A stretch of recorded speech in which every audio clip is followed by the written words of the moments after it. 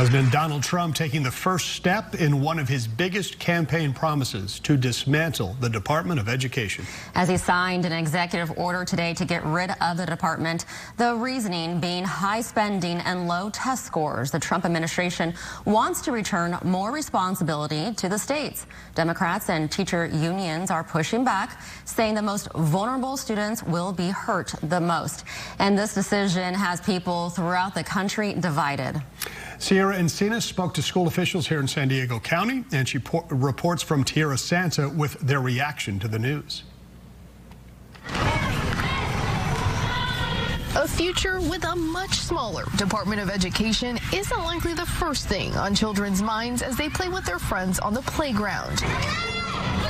But President Trump's latest executive order beginning the elimination of the department is a concern for San Diego Unified School District Board President Cody Pedersen.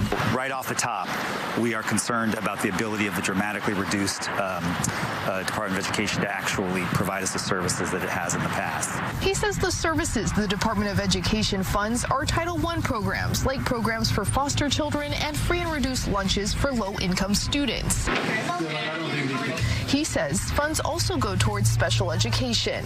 All are programs President Trump claims will be untouched. We get about 6% of our budget from the federal government, which comes out to about $167 million. Meanwhile, the Lakeside Unified School District gets about 4% of its budget from the federal government.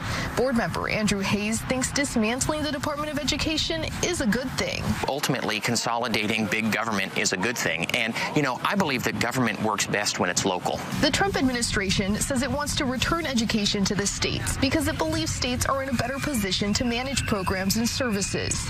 The Trump administration explains the department will be smaller, but it will continue to enforce civil rights and manage student loans and Pell Grants, among other programs. It would take an act of Congress to completely cut the department, but if funding cuts were made, I'm sure we would find a way to dig deep and backfill those losses, but it would be very disruptive. Hayes says he's happy to support the president's move, but still plans to advocate for his district. And one of those advocating points is going to be, hey, I want to see that funding that you're going to save, that money that you're going to talk about saving, please bring it back to our local districts in the form of grants. Both school leaders say that they would be open to writing letters to the president, but those letters would have to be approved by the school boards before they head to D.C. In Tierra Santa, I'm Sierra Encinas.